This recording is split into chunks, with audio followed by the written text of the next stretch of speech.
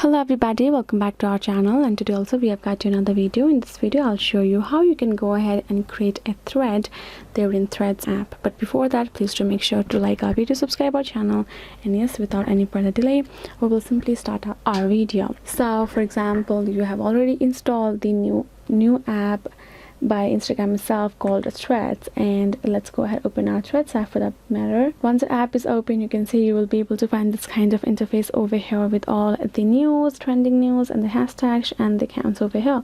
So what you can do is, if you would like to create your own thread, go ahead, tap on this pencil icon with the box in middle and tap. You can go ahead, start typing a text, a thread. So it can be anything. You can go ahead, attach a document file as well from your gallery. It can be a picture and anything.